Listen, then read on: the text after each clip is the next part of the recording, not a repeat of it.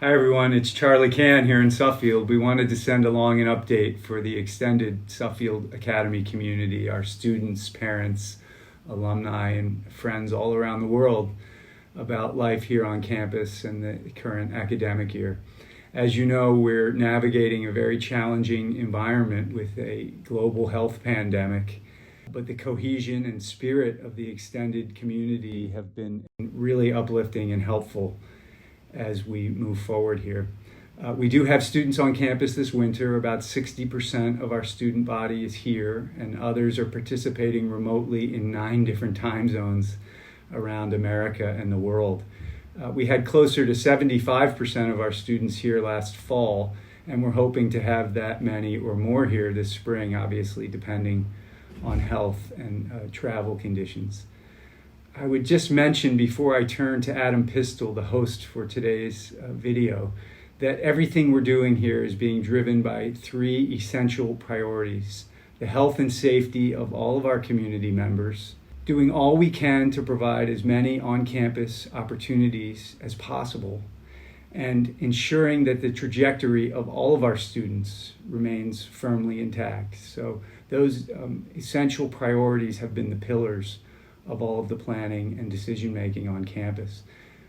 We sorely miss so many Suffield traditions like sit-down meals and weekly school meetings, but we're creating new ones like our broom ball tournament this winter and new ways of learning both here and remotely, and there will certainly be some legacies, some positive legacies amidst this period of challenge and frustration for many. So I wanted you to see more visually about what's going on here in Suffield. And I want to thank our students, faculty, and staff for their immense dedication and commitment to each other and the school. And also note that the support of the extended Suffield Academy community, parents, alumni, and friends, has been remarkably uplifting and helpful during this challenging period. So thank you to everyone, and all best wishes from Suffield.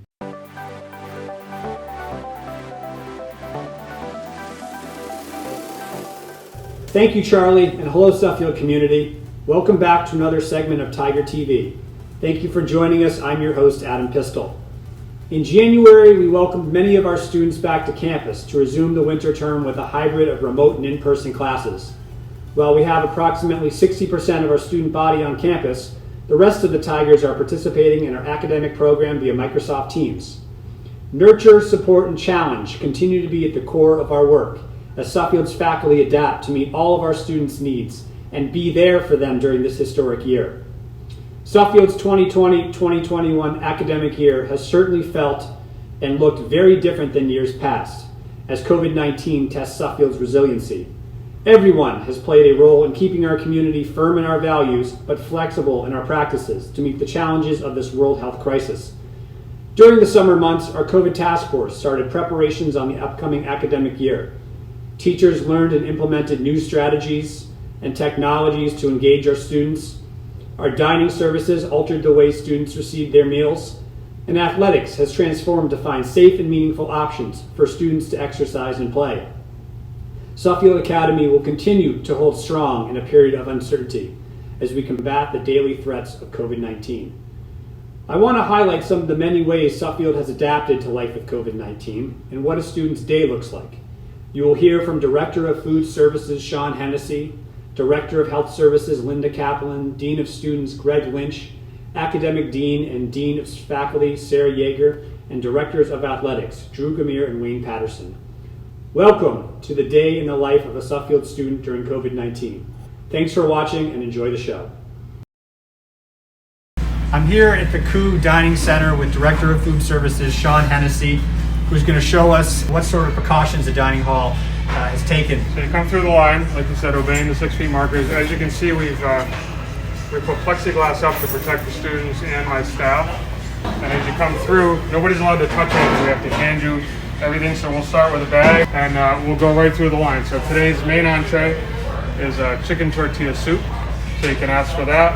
We also have a chicken cutlet sandwich or a BLT wrap, a turkey wrap or a seafood wrap. We try and put out as much as we can, vegetarian, vegan, dairy-free, gluten-free.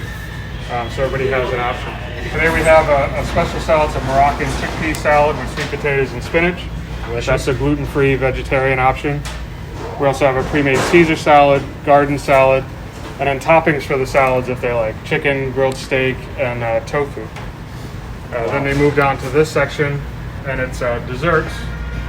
We always have a fruit and some kind of sweet dessert. Today is Rice Krispie treats. Further down, we give everybody water if they want. Further down, we have peanut butter and jelly pack. We have pasta available every day, sauce, cheese, and butter if the student would like. That's another non-meat option. And you can see we've again taken COVID precautions by putting dividers at each table. So we're seating 3 at a table, plexiglass dividers. We limit the time the students can be in here. It's about 20 minutes where they get their food and to eat. And then they have to move along. Boarding students can take the food back to their dorms if they wish to. Let's just say in the afternoon I want a snack. The snack bar is closed. Is there any option for me if I want some food? Yeah, so from 1:30 to 4 through the same line here, we have snack options available. We also have the same thing in the morning from 9:30 to 11, hot egg sandwich usually, and then some different juices that we don't normally serve out here during the day. And in addition to the afternoon snacks, Sean and the dining hall are also providing late night snacks for our dormitories.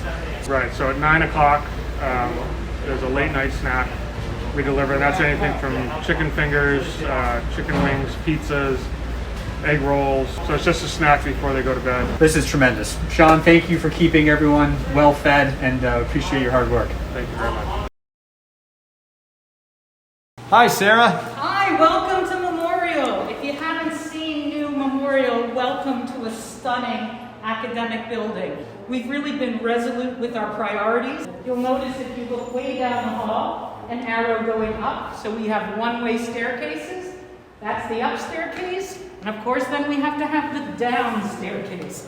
So all of our exits and entrances are marked. Everything is one way. I'm going to take you down and into a classroom. First thing you'll notice is that all of the desks, all of the furniture is 6 feet apart for physical distancing. A second thing that we've added is plexiglass. So the teachers can move about freely behind the plexiglass, writing on their whiteboard, and kind of teaching it up, moving freely within each classroom. The other thing we've done is change air filtration systems. The other thing that you'll notice is all of the classroom have antibacterial wipes, both for hands and for the desks. Sadly, not all students are able to come to campus, either because of travel restrictions or their own personal safety if they have an underlying health condition. So we have a hybrid option going on at all times. Some of our students are here in the classrooms, and some are at home watching live, and others are watching recordings later if they're in a different time zone. So the students who are at home are able to ask questions, see their classmates, and interact with everything that's going on in the classroom, even if they are not present. It's really been exciting for us to kind of think about how we teach, how we deliver the content, how we keep things exciting for kids, how we're making sure they stay okay. So we are also paying attention to kind of the mental health of our students and are they doing okay. I think we've done an amazing job, and I'm very appreciative of the faculty and our students. We're here at the Landis Student Union with Greg Lynch, Dean of Students and Campus Life, and we're going to get a little better sense of the Suffield experience. Thanks for joining us, Greg. Happy to be here, Adam. How has the student experience changed here at Suffield with COVID-19? Well, largely it hasn't changed too much. We still have free motion on campus. Kids are able to go out, spend time with each other in their rooms. But what has changed is that we've asked all of our students to remain on immediate campus here, not to head out into town. To replace that need to shop or whatnot, we have daily trips to Target, so kids can order online what they want. We'll go and pick it up and bring it to them, as well as several other stores in Enfield. So if they need something, we're happy to go get it for them. For weekend activities, one of the things we've been able to do is add a virtual activity each weekend. That's for the kids on campus to participate in, but also for those students who chose to remain remote this winter. We want them to have the opportunity to still participate in our campus life. We also have an online exercise class that we're offering every Saturday afternoon as well throughout this winter term. So things like that have really helped to make sure our campus stays what we know and feel is really truly Suffield based around our community. I see the union is still populated with students, but what's been the biggest adjustment you've had to make? We've really worked to make sure that we can keep our students socially distant, obviously following the guidelines of the CDC.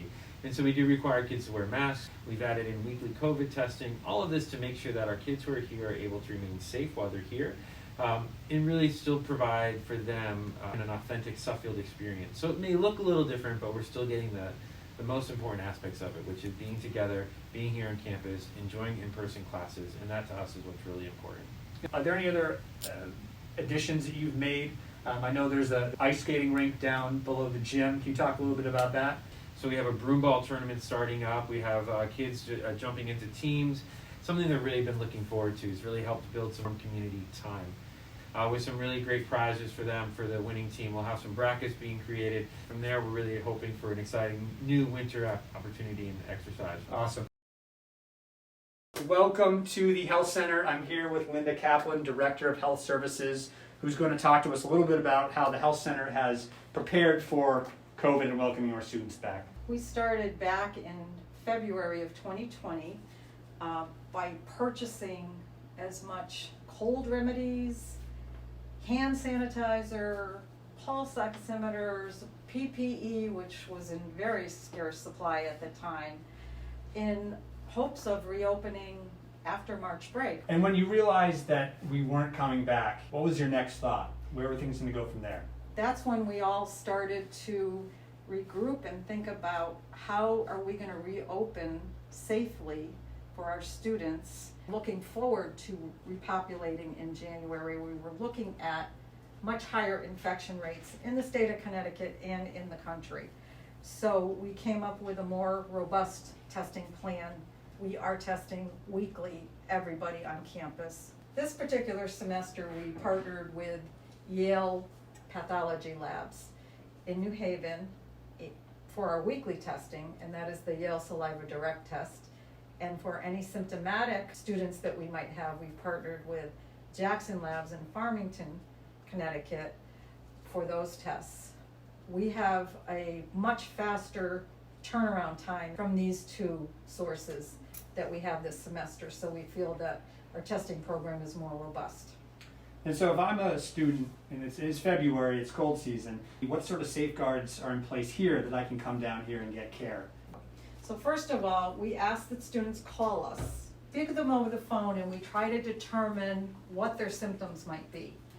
And if we feel that they are COVID symptoms, we have specific guidelines. If a student has 2 or more of these symptoms, we will go into our COVID mode, as I say. So the student would be let in, be brought immediately to an exam room. Prior to them coming in, we would put on the appropriate PPE in order to examine them. Do the examination, usually testing. They present with the symptoms that they tell us on the phone, and then they go directly into a patient care room, isolated. Is it okay if we take a peek and see So a little bit peek. about We, the facility? we can go so far. And we have a beautiful, large health center with 10 beds. But beyond the obstruction there is where we would house students that we feel might have potential COVID-19. When we go beyond there and we go into a room, we have to put the appropriate PPE Got it. in. What other precautions have you taken at the health center? So besides the physical precautions, a lot of education, because this is a novel disease. So we all had to learn so much. In regards to staffing, I did hire 4 new nurses, 1 full-time nurse, because we are now open 24/7. We've been very fortunate. Our students have had very minor symptoms. The majority of students that we've isolated have come back negative. So this is an abundance of caution. And luckily, most of our students who have had positive tests, either home or here, have been asymptomatic. So we've been very fortunate in that respect, and we'd like to keep it that way. Well, Linda, thank you so much for keeping this community safe. You've gone above and beyond to ensure that the students have returned safely. So Thank you. I've had Thank a you lot of very help much. with all the other nurses and everybody else at school. I'm in Tisch Fieldhouse with Director of Athletics Drew Gamir, who's going to discuss a little bit about our athletic offering. Good to be here and good to talk to you all. For us, the driving force in everything we do is first safety, right? And making sure that our students are safe, particularly in this environment and what's going on. And then the second piece of this is that we want to have a lot of offerings for our students, and we want them all to have a great experience. In terms of the safety, it's really the main thing for us is setting some restrictions in place initially and doing it by phasing. So starting with certain models and restrictions, and then as our testing comes through and as our campus is deemed safer, then we can phase to different things. And so for examples of that, when we first come onto campus, our groups are in cohorts, and so they're when they do their athletics or their activities, they would remain just with their dorm, and they would do various activities afternoons and rotate through activities. And again, they couldn't mix with any other kids at that point. It actually went really well, and I think it the activities that we do were kind of designed around fun.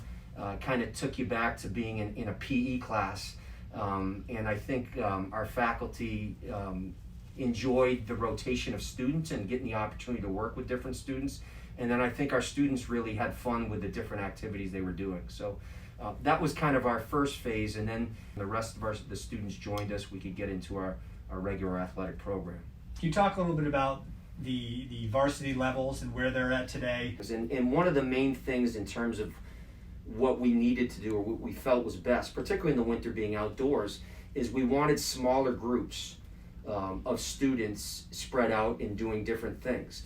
And again, coming back to it, our model in general is we want to provide a ton of options for our students. So we had things in place already. So it hasn't affected our winter programming too much. I mean, our varsity teams are practicing, and then for each varsity team, we have our sub-varsity teams. The one thing I'll say with sub-varsity is really it's designed to have fun. And so the students will do their particular sport, but then, yesterday afternoon, a bunch of our students, we had the option for coaches to go out and take our students sledding. That's on awesome. Bell Hill, and a bunch of them did that. We've got a new broomball ice rink that if any team really wants to utilize that during the day, they'll do that. And then we have our strength and conditioning, our yoga, and our fitness. I didn't want to leave those out, which are our offerings in the winter, which we can do safely and spaced. But anyway, the phasing and how it comes in, and I'll give it is, we started for a week with everybody spaced at 6 feet, and that's where the safety comes in. Everybody's wearing a mask at all times on campus, even with athletics. And now we've evolved to where our teams can go into doing competitive drills where there's a little bit more close contact. And as long as things keep going well, we're planning on scrimmages, inter-squad scrimmages, intramural programs, allowing our students to really get the full experience of our athletic program. And I think it's going great. Thank you for watching. We hope to see you on the next episode of Tiger TV Network.